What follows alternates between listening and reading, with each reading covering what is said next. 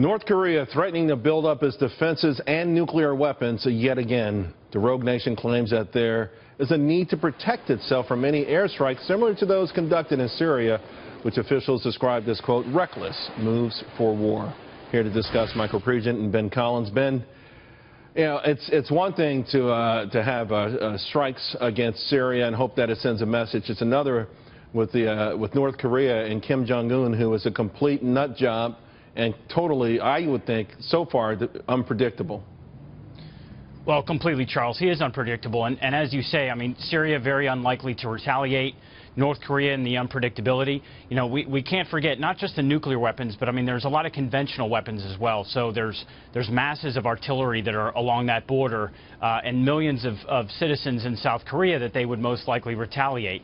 And once you retaliate against North Korea, or if you strike North Korea, you're probably going to start pulling China involved in this, and it could move in a very poor direction very quickly.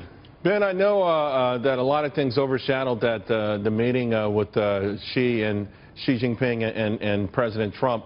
How much of North Korea was supposed to be front and center? I'm not sure. I'm sure it was discussed. How much do you think was discussed? And was there any sort of resolution there beyond both countries admitting that it's a problem? Well, I think, you know, Trump has something in his ability here that we can leverage, and that's the fact that the U.S. Represents about 4% of China's economy. They represent about a third of 1% of ours. So, you know, the economic levers could be utilized in an extremely beneficial fashion for us.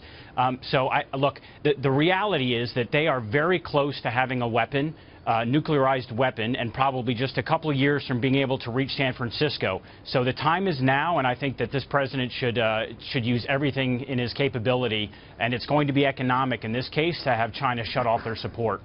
Michael, I keep reading where everything is on the table, and it sounds like that includes a strike.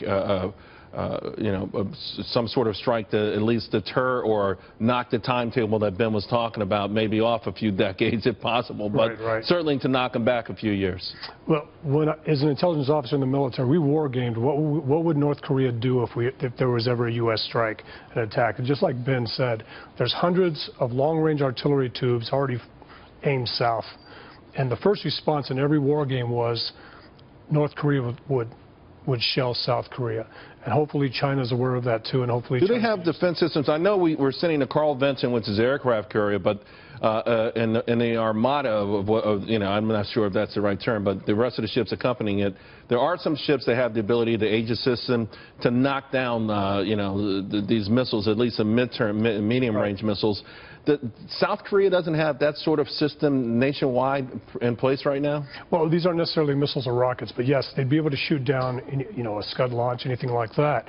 But it's the actual 150-millimeter mortars, or not mortars, but artillery systems that you can't shoot down. And it's a barrage, and they're hard. These war games that you guys did you use the chaos theory in that as well? Again, considering that this is not someone who may necessarily be stable? Yes, but we were doing these war games against his father, so this is much different. I don't know whether he's more offended by John McCain calling him a fat kid or by us moving a carrier group towards North Korea. We would ask his half-brother, but he can't answer. Ben, where do you see this going then? I mean, it feels like some sort of confrontation is the end game, but to what degree? Well, Charles, Obama, it's been called that he was strategically patient with North Korea, and I think he was negligent. The fact is, and this is undeniable, is that they are moving towards a nuclear weapon, and if we don't do something, if somebody doesn't do something, they will have a missile that can reach San Francisco and kill a lot of Americans. And that will happen if somebody doesn't do something. So the time is now before it's too late. So unfortunately, it's fallen on us. All right, well, the writing is on the wall, and I think everyone agrees with you. You guys are both great. We enjoyed your expertise tonight. Appreciate you coming on the show. Thanks for having me. All right, guys.